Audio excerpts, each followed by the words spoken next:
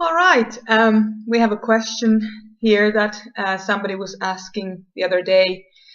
She sent me an email. She was asking, how do I know if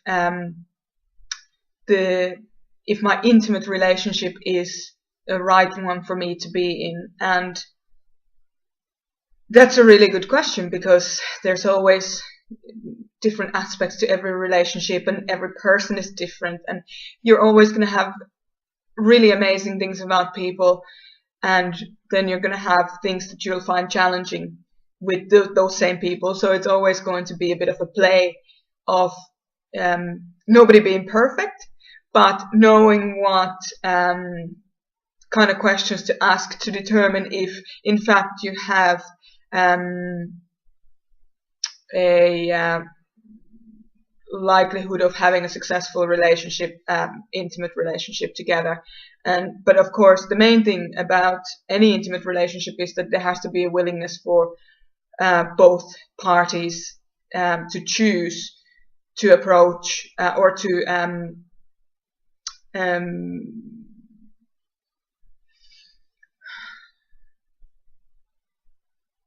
each of the parties need to be available and willing to open up to the other in that relationship. Without that opening, there's no intimacy. And of course, you can be great friends, and there's nothing wrong with that. So I'd have a few questions about your possible intimate partner, or your intimate relationship, or your existing intimate relationship. And these are quite practical, pragmatic things, because even though we are spirit materialized in human form, we are still very much living the human life. We are here to explore the human life. We're here to look at creating on a physical realm. So these may not be the most spiritual questions, but they're certainly questions that I do feel that it's good to ask one another. So the first one is really about alignment. So is what my partner wants to do with his or her life aligned with what I want to do with my life? So are we aligned in lifestyle, basically? Do we have aligned lifestyle? Some people like living in the country, some people like living in the city.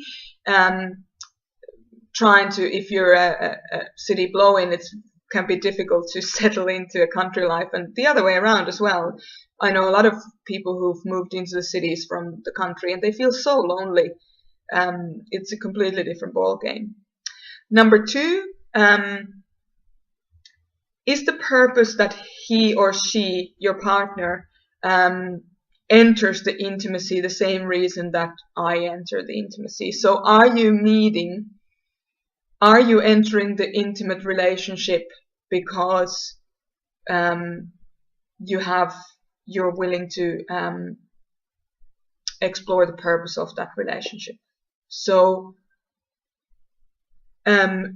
for some people, like we all play out patterns in our relationships. That's how it is, because it's only those people closest to us that see our real selves and our wounded selves and all that. So there's always going to be some form of friction, because without the friction there's no growth, and there's no deepening of that relationship or your understanding of who you are and your evolvement as such. But if one person enters the relationship so that they can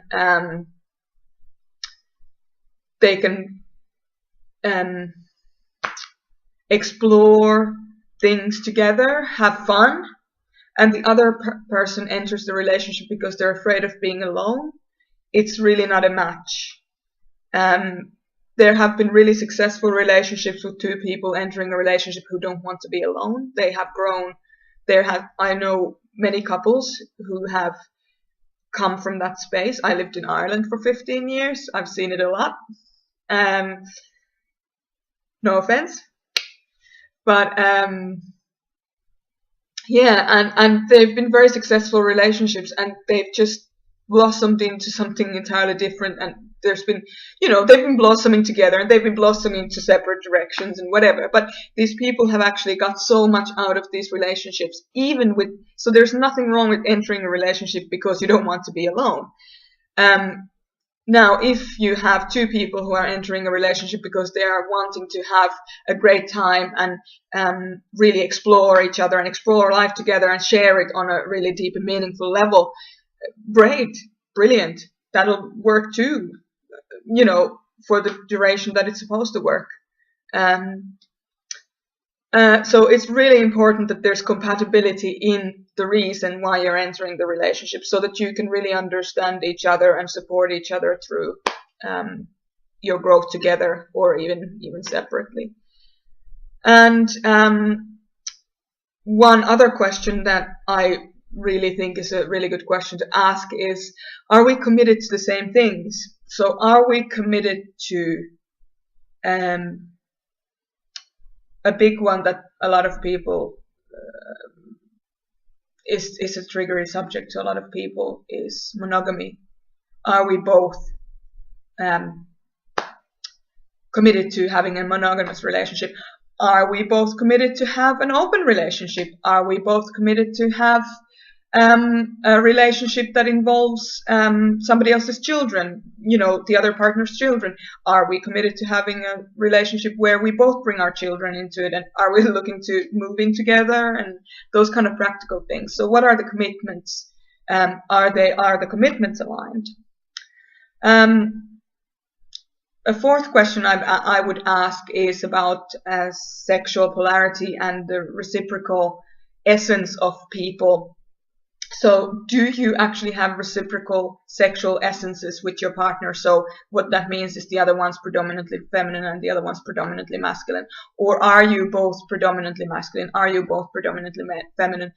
On a practical partnership, working partnership level, having two people who are in their masculine or two people who are in their feminine, whatever, can work really, really well. But if you're looking for intimacy, a sexual polarity is, in my opinion, a part of that intimacy. And sexual interaction and sharing that energy, you need to have reciprocal sexual essence is not the same, because if you have the same, sexual polarity disappears, which means that the magnets, when one is negative, one is positive, are glued together. They just come together. And when there's two negative poles or two masculine poles or two feminine poles, they repel each other. So it's really important that you have reciprocal sexual essences in the relationship. So that's a good question to ask as well. Another one is one of the people freely able to relax into their feminine, and is the other one freely able to relax into their masculine?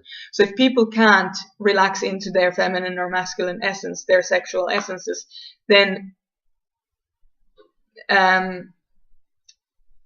there won't be much sexual energy interchange and exchange and that kind of creative power or that creative force. So that's probably, like, if both of you are all the time really, really busy, or you're doing your own stuff and you're not really able to relax into your essence, your sexual essence, relationships like that tend to kind of just turn into friendships, and you might love each other, but you don't have intimacy. There's no intimate kind of coming together or pulling together. So yeah, really important to look at, can you relax? Can your partner relax? Are you together able to relax into your sexual essences and create from that space? And of course, something related to that is, to what extent can you relax into the essences? Because if you both can relax to some extent, great, you can explore at that level, you can take it from there, you can just really enjoy that level of connection. It's really nice too. There's nothing wrong with that. So whatever level you're at, try and find a compatible partner, or try and see if you're going to commit with your partner to finding compatibility in the area of the spectrum of relaxation into those sexual energies. And another question is,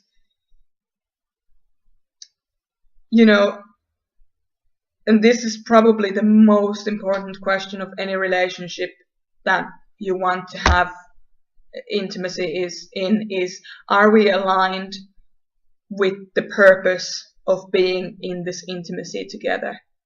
So are we, number one, willing to be aligned? And number two, are we able to align? Because if one or both people are not committed to aligning, deliberately looking for ways to aligning together,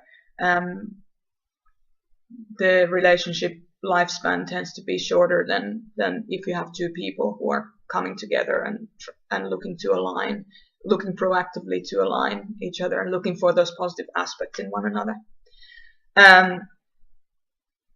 But yeah, it's a big one. So those would be kind of for me, those would be the main questions to ask about any relationship, and to bring actual awareness into that relationship. So not necessarily just like throw a relationship away because it doesn't match with these categories here, or these qualifying questions, but to actually be aware of it and just honestly ask yourself and your partner, can we work on this? Is this something that we can work on? Are we willing to work on it? Because sometimes it's just time to move on. So it's really important, like David Data was saying, that love is not, let me get this right. Love is not the basis for intimacy, it's basis for life. Love is the basis for life, and intimacy is a conscious choice with your partner. So intimacy is a choice of coming together with your partner so that you can serve like a divine purpose together. And I think that's a really good way of defining an intimate relationship. If you're looking for continuous intimacy in a relationship, or if you're looking for an intimate relationship, are the two of you coming together to serve the divine with your intimate relationship? And if the answer is yes, definitely, then great, good, keep co-creating.